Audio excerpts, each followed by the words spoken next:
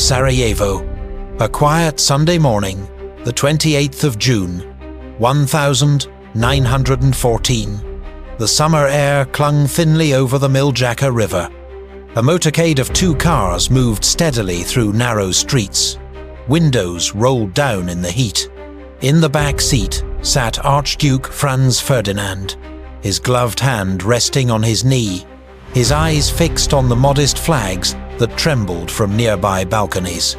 "This will not take long," he murmured to Sophie, his voice low but steady. She offered a faint smile, though her gaze remained unsettled. At the wheel, the driver slowed to take the familiar turn toward Franz Joseph Street, but General Potiorek struck his hand firmly against the frame.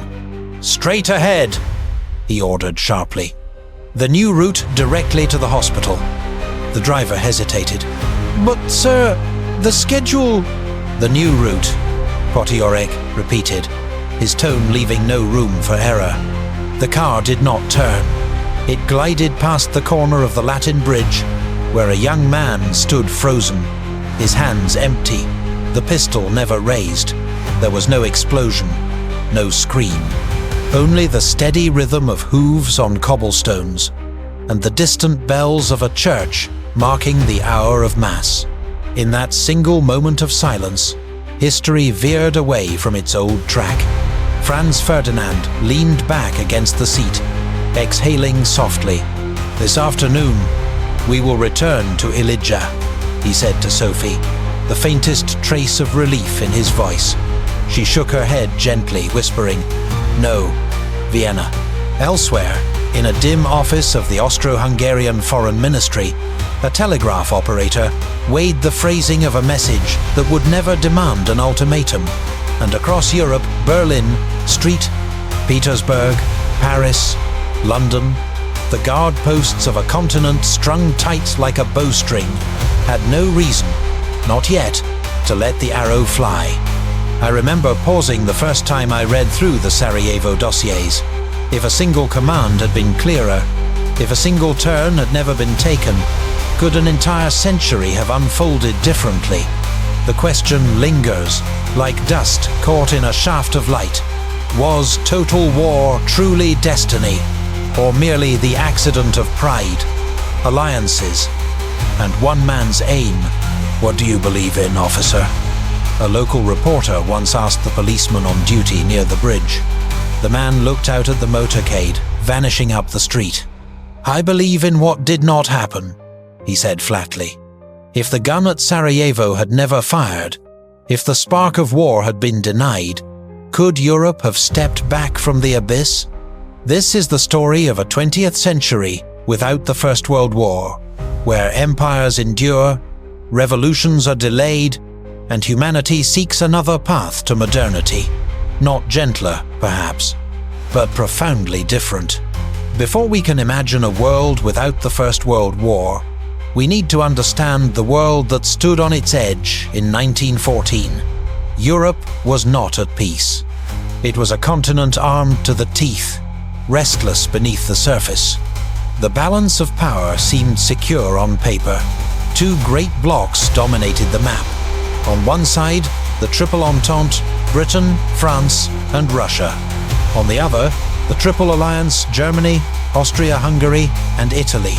Each side swore to defend the other, yet each secretly prepared for the day when the promises would be tested. The arms race was relentless. Dreadnought battleships sliding down the docks in Portsmouth and Wilhelmshaven, artillery pieces growing heavier in Krupp's factories, rail timetables quietly revised to move millions of soldiers to the front in mere days. The Balkans were the most volatile corner of this Europe.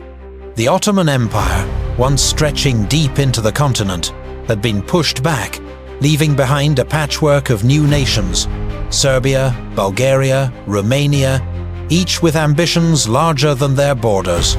Serbia in particular looked northward, dreaming of uniting all South Slavs under its banner, a dream that clashed fatally with the Austro-Hungarian Empire's fragile hold on Bosnia and Herzegovina. Vienna watched Serbia with suspicion. Belgrade eyed Vienna with defiance. Meanwhile, the great empires themselves were strained.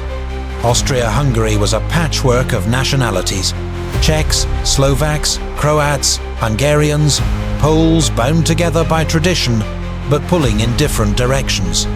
The Ottoman Empire was often called the sick man of Europe, its provinces restless, its government weakened. Even the mighty powers were uneasy. Russia faced unrest at home. France still nursed the wound of losing Alsace-Lorraine to Germany in 1871, and Britain worried about its global empire being challenged by German industry and ambition. Everywhere, the language of diplomacy grew sharper. A single crisis could ignite the whole structure. The assassination of Archduke Franz Ferdinand provided the spark in our real history. It allowed Austria-Hungary to issue an ultimatum to Serbia, Germany to promise its blank check of support, and Russia to mobilize in response. By August 1914, treaties pulled nations into war like a trap snapping shut. But without that gunshot in Sarajevo, there is no ultimatum, no blank check, no sudden mobilization. The war that would kill millions, redraw borders, and define the 20th century might never have begun. Franz Ferdinand himself believed in reform. He spoke, in private, of granting greater autonomy to Slavs within the empire, an idea that made him hated by Serbian nationalists, but quietly respected by others who sought stability. Had he lived, he might have steered Austria-Hungary toward evolution rather than collapse. The political chessboard was tense, yes, but not yet overturned. Europe in 1914 was standing at the edge of the abyss, but it had not fallen in. History tells us it was only a matter of time. But history also tells us that timing is everything. The turning point comes quietly, almost invisibly. A misheard command, a corrected route, and the Archduke survives Sarajevo. What follows is not a triumphant march into a golden age, but a delicate shift in the balance of Europe. Without a crisis to trigger the machinery of alliances, the Great War plans slumber on paper instead of on the battlefield. In Vienna, the Austro-Hungarian court exhales in relief. Franz Ferdinand, scarred by the near brush with death, doubles down on his vision for reform. He argues that only by granting greater autonomy to the empire's Slavic peoples can Austria-Hungary preserve itself. We must hold them with respect, not chains, he is said to have whispered to Sophie one night, his hand tightening around hers. Within the empire's ministries, his voice grows louder, though still opposed by conservatives who fear that autonomy means weakness. Serbia, spared from the fury of an ultimatum, continues to agitate, but finds itself contained. Russia, watching closely, has no immediate cause to mobilize. Germany, bound by no crisis, keeps its armies at drill rather than at war. France and Britain, though wary of German power, look elsewhere to their colonies, to trade, to naval rivalry. Europe remains tense, but the fuse is unlit. The first consequences ripple outward almost immediately. The Russian Empire, denied the galvanizing chaos of 1914, stumbles along its fragile path. Without the shock of war and the humiliations that followed, the revolutionary fires of 1917 are delayed, perhaps smothered. The Romanovs cling to their throne a little longer. In Constantinople, the Ottoman Empire limps forward, its provinces restless but still tied to the Sultan's authority. No allied invasion of Gallipoli, no partitioning plans whispered in smoke-filled rooms. And in Berlin, the Kaiser continues to boast of Germany's place in the Sunday, but without the devastation of war, his empire stands unbroken, its industry unchallenged. Some German generals privately grumble. "We are ready, yet we are told to wait," one officer notes in his journal. The Schlieffen Plan gathers dust. For now, the The world does not suddenly turn peaceful. Tensions remain. But without the Great War to unleash them, they express themselves differently. Through diplomacy, through colonial rivalries, through gradual reform and unrest instead of cataclysmic slaughter. For the first time in decades, Europe steps back from the abyss, not by wisdom, but by accident. The turning point comes quietly, almost invisibly. A misheard command, a corrected route, and the Archduke survives Sarajevo. What follows is not a triumphant march into a golden age, but a delicate shift in the balance of Europe. Without a crisis to trigger the machinery of alliances, the Great War plans slumber on paper instead of on the battlefield. In Vienna, the Austro-Hungarian court exhales in relief. Franz Ferdinand, scarred by the near brush with death, doubles down on his vision for reform.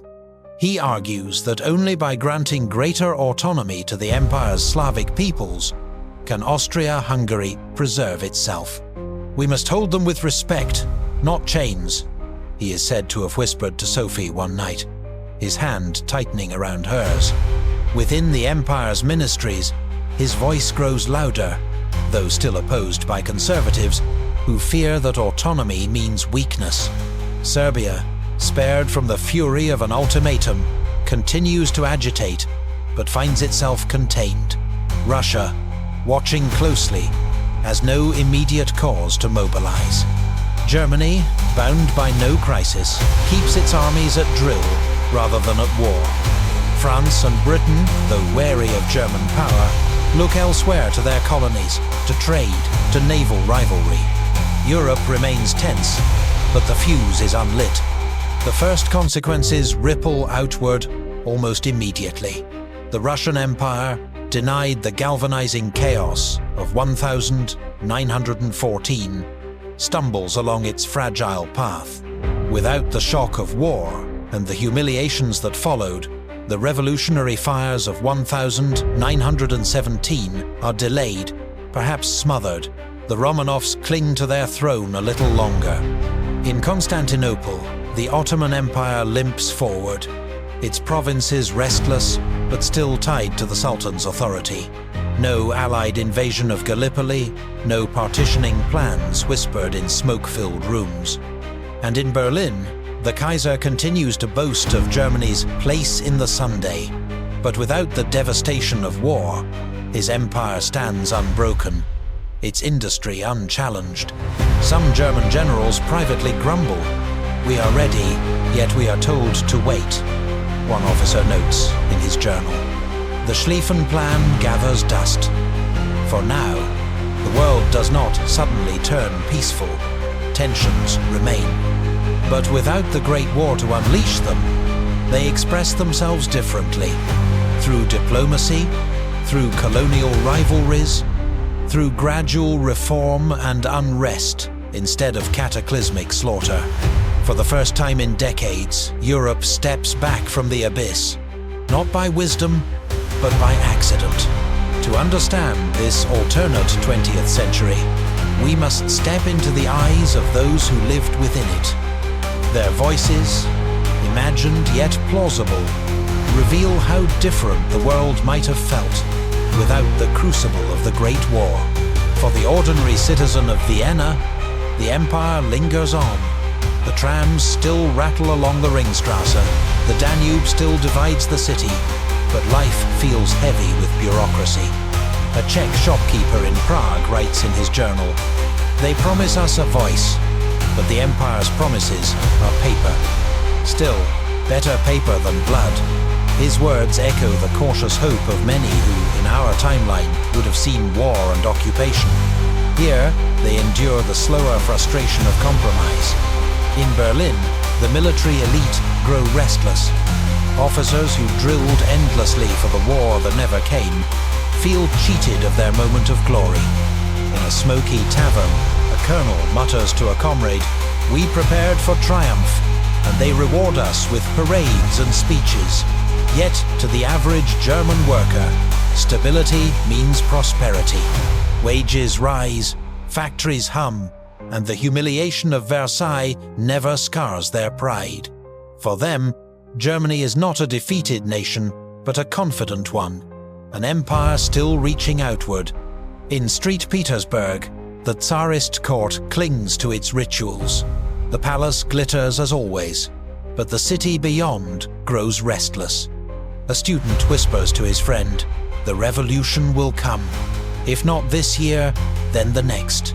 Yet without war to fan the flames, the movement is fragmented, uncertain. The peasant in the countryside feels the same hunger, the same injustice, but without the pressure of military collapse. Rebellion remains a simmer, not a blaze. Across the Ottoman Empire, the view is mixed. In Damascus, Arab intellectuals meet in coffee houses, discussing reform, independence, or loyalty. If the empire had fallen in war, one remarks, we might already be free. But as long as Istanbul stands, we wait. In Anatolia, officials cling to the Sultan's decrees, aware that their empire is frail yet spared the surgical dismemberment that would have come at Allied hands. Beyond Europe, the colonial world also sees change, or rather, the absence of it. In India, there is no wartime promise of reform from Britain, no Ghadar conspiracy accelerated by global conflict. Nationalists still gather in secret, still dream of independence, but without the upheaval of world war, their struggle stretches longer. In Africa, soldiers are not drawn into European battles. Their lands remain firmly under imperial control. The century of decolonization is delayed, perhaps by an entire generation. And then there is the United States, a nation looking inward. Without the call to make the world safe for democracy, America has no expeditionary force in France, no role in remaking Europe. A farmer in Iowa cares only for the price of corn, not the fate of monarchs. An industrialist in New York invests in railroads, not in tanks. America grows wealthy, but not world-weary. It is powerful, but not yet a superpower. Through these perspectives, a pattern emerges. The absence of war spares millions from death and devastation, but it also prolongs old systems, delaying revolutions, independence, and progress. The voices of this alternate world speak not of triumph, but of endurance, of waiting, of frustration, of paths never taken. At first, the world believes it has been spared. No mass graves, no fields of barbed wire stretching from the North Sea to the Alps, no generation lost in the mud. Yet history does not pause, it only changes its rhythm. Over the decades, the absence of the Great War creates consequences no one could have foreseen. Without the devastation of 1914-1918, European empires hold together longer. The British and French continue to rule vast colonies with little resistance. In our timeline, Indian soldiers returning from the Western Front carried with them both pride and disillusionment, fueling the independence struggle. Here, those sparks never ignite in the same way. The British Raj stands stronger into the mid-20th century. Across Africa, the map of colonial borders remains almost unchanged by 1940. For millions, liberation is not hastened, but postponed. In technology and science, the pace slows. War had once demanded rapid innovation. Tanks, aircraft, radio, even antibiotics like sulfur drugs advanced under the pressures of the battlefield. In this alternate timeline, progress unfolds more cautiously. Airplanes remain fragile machines of sport, not tools of war. Medicine advances through laboratories, not trenches. Nuclear physics lingers in academic journals, not in secret bunkers. By 1950, the world is less modern, less connected, less transformed by technology. Economics follows another path. The United States, never drawn into European conflict, does not emerge as a global financial leader. The dollar does not replace the pound as the world's reserve currency so quickly. Wall Street crashes still in 1929, but the shock remains more contained within America's borders. Europe weathers the Depression better, its empires providing a cushion of resources. The American century never arrives in full. The old capitals, London, Berlin, Vienna, Paris, remain the centers of gravity. Perhaps the most profound change lies in ideology. With no Treaty of Versailles, there is no embittered Germany humiliated into radicalism. Fascism as a mass movement struggles to find traction.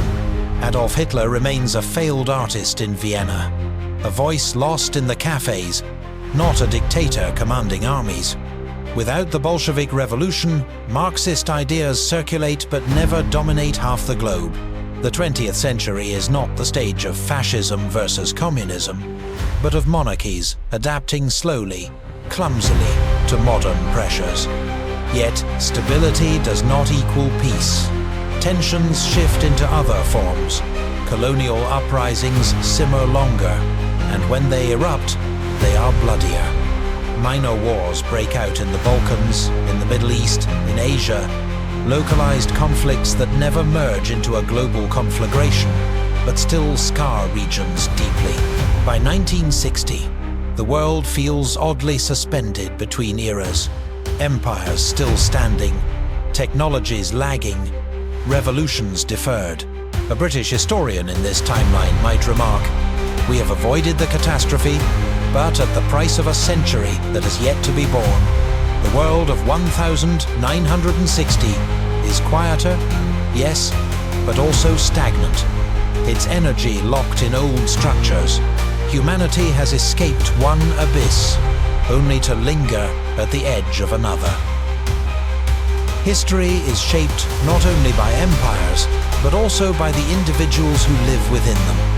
In this alternate world, where the First World War never happened, familiar names drift into unfamiliar fates, while lesser-known figures take on new significance. Archduke Franz Ferdinand becomes the cautious reformer. Surviving Sarajevo, he assumes a greater role as his uncle. Emperor Franz Joseph grows frail. To many in Vienna, he is stiff, aloof, even unlikable. Yet among certain Slavic leaders, he is quietly respected. In a letter preserved in Prague, one Czech politician notes, "The Archduke is no friend, but he understands that our obedience must be earned, not demanded." Franz Ferdinand's legacy, in this timeline, is not of a dead heir, but of a weary monarch attempting to hold together a fragile empire by compromise, rather than bayonet. Adolf Hitler remains obscure. Without the humiliation of war and Versailles, there is no platform for his rhetoric, no mass of embittered veterans to rally behind him. In Vienna, he is remembered only as a painter of dark, rigid cityscapes, his canvases collecting dust in small galleries. One contemporary critic writes, "He paints buildings without people, as if he does not know how to imagine life. History never hears his voice beyond those dim rooms." Tsar Nicholas II endures longer on the Russian throne. Without the pressures of total war, his regime limps forward into the 1922, marked by repression and half-hearted reform.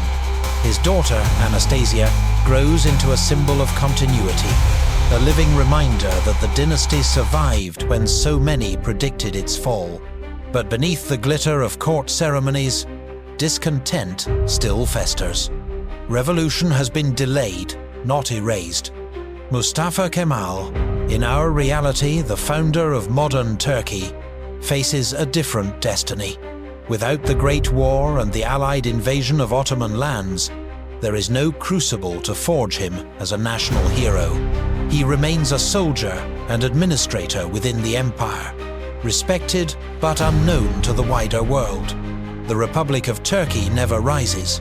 Constantinople remains Ottoman. Across the Atlantic, Woodrow Wilson is remembered as a reformer at home, not a visionary abroad. He never delivers his 14 points, never speaks of making the world safe for democracy.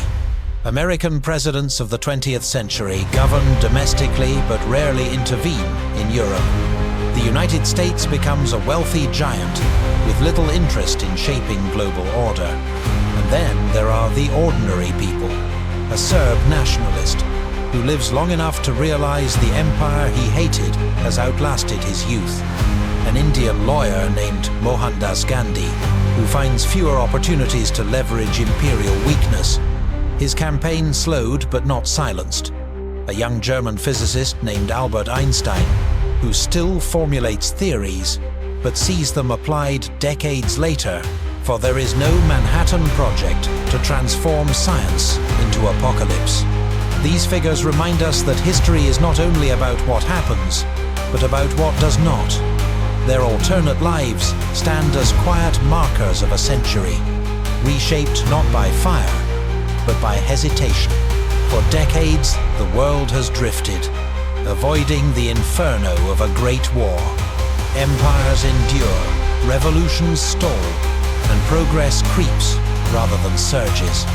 But no system, however prolonged, can hold back the tide of change forever.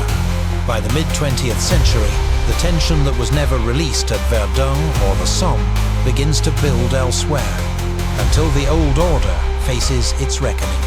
In the Balkans, the fragile balance strains again. By the 1942, nationalist movements among Croats, Serbs and Slovenes have grown too large for Vienna to ignore. Franz Ferdinand, now an aging emperor, faces a choice between granting full federation or facing armed resistance. In a private audience recorded by one of his advisors, he sighs, "If we loosen our grip, the empire dissolves. If we tighten it, it shatters. What choice does history allow us?" His indecision becomes the empire's undoing. Protests turn to uprisings, and Austria-Hungary finds itself fighting not a continental war, but a series of internal fractures too vast to contain. Meanwhile, in the Ottoman Empire, suppressed nationalism erupts with greater force. Arab leaders, denied the chance for independence after 1918, now rise in coordinated revolt. Damascus, Cairo, and Baghdad echo with calls for sovereignty. The Sultan's government struggles to respond, its military overstretched, its treasury empty. Unlike in our timeline, where collapse came swiftly after war, here the fall is slower but no less inevitable, tearing the empire apart in bloody regional conflicts. The global stage shifts as well. In Europe, Germany and Britain remain rivals, their naval race continuing into the 1942. Without a clear victor in a world war, their competition over colonies intensifies. Skirmishes break out in Africa and the Pacific, limited wars of empire rather than global cataclysm. Yet each conflict pulls resources, deepens resentment, and spreads instability. By the 1952, the cracks converge. Vienna burns with riots. Constantinople reels from rebellion. Berlin and London stare each other down across oceans. The 20th century, denied the explosion of two world wars, finds itself instead in a prolonged implosion of empires, each collapsing under its own weight. The climax is not a single great battle, but a rolling storm of smaller ones, a cascade of imperial breakups, civil wars, and nationalist triumphs that redraw the map in fire and blood. A British diplomat, watching the empire's colonies slip away, writes bitterly in his diary, "We thought we had spared the world the madness of 1914. Instead, we postponed it. And now the unraveling is everywhere. All at once, the long-avoided reckoning has arrived. Not with the thunder of trench artillery, but with the grinding collapse of centuries-old structures. The 20th century, quiet for so long, finally finds its violent release. By the latter half of the 20th century, the world that avoided the Great War has finally reshaped itself but in ways far different from our own timeline. Instead of two short, devastating conflicts, change arrives through decades of drawn-out disintegration. The end result is the same. The age of empires gives way to the age of nations. Yet the path to get there is slower, bloodier in some places, and strangely muted in others. Austro-Hungary does not collapse overnight. Instead, it unravels piece by piece. By the 1960 seconds, the empire is little more than Austria, Hungary, and a scattering of loyal provinces clinging to a ceremonial throne. Nationalism proves stronger than any reform. The dream of a Danubian federation dies quietly, replaced by a patchwork of independent states whose borders echo those drawn after 1,918 inches our world, only delayed by nearly half a century. The Ottoman Empire follows a similar trajectory. The Arab revolts of the mid-20th century, fiercer for having been delayed, finally break the Sultan's grip. Anatolia remains Ottoman for a time, but by the 1970 seconds, Turkey emerges as an independent republic, this time without Atatürk's guiding hand. Its reforms are slower, its path to modernity less decisive. The Middle East enters the late 20th century fragmented, shaped not by European mandates, but by internal struggles that leave the region unstable for generations. Russia, spared the Bolshevik Revolution of 1917, eventually faces its reckoning in the 1930 seconds. Economic stagnation, social unrest, and decades of autocratic misrule culminate in upheaval. But the revolution comes later, less ideologically sharp, more chaotic. Without Lenin or the structures of the early Soviet Union, Russia fractures into competing republics before eventually recoalescing under a new nationalist government. The Cold War as we know it never materializes. The ideological struggle of the century is not communism versus capitalism, but nationalism versus imperial legacy. Germany remains intact, its monarchy enduring until the mid-century. Industrial power makes it formidable, but colonial rivalry and domestic unrest eventually force liberal reforms. Berlin becomes the center of a strong democratic Germany by the 1970 seconds. Not because of defeat, but because of pressure from within. And the United States? Without the defining call of two world wars, America never fully claims the mantle of global superpower. It remains wealthy, innovative, and influential, but more regional in outlook. Europe does not look across the Atlantic for salvation. It continues to wrestle with its own burdens long after the age of empires has crumbled. The long-term aftermath of this alternate century is a world less polarized, less technologically advanced, but also less unified. Without the crucible of two world wars, there is no United Nations, no NATO, no Bretton Woods system to bind nations together. International cooperation exists, but it is fragile, inconsistent. By the year 2000, humanity has avoided the mushroom clouds of Hiroshima and Nagasaki, but it has also failed to build the global institutions that shaped our real world.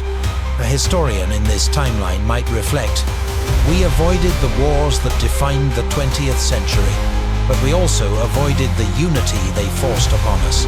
The world did not burn in a single fire. It faded, empire by empire, into a century of fragments. History often tempts us with the idea of avoidance, that if only one spark had not been struck, one shot not fired, we might have escaped tragedy. In imagining a 20th century without the First World War, it is easy to picture a world spared of trenches, of mass graves, of shattered cities. Yet the deeper truth is more complicated. The absence of global war does not mean the presence of global peace. What we see instead is a century stretched thin, where empires linger past their time, where revolutions stall, where independence is delayed. The horrors of Verdun and Auschwitz never arrive, but neither do the breakthroughs that came in their wake. Rapid decolonization, global institutions, technological leaps forced by necessity. Perhaps the lesson is this: history always exacts its price. Remove one catastrophe, and the world does not become gentle, it simply rearranges its struggles. In this alternate past, humanity is spared the trauma of 2 world wars, but it pays with stagnation, prolonged oppression, and a slower march toward modernity. Standing at Sarajevo, on the bridge where history might have turned, one can almost hear the silence of that unfired bullet. It is a silence filled with possibility, but also with warning.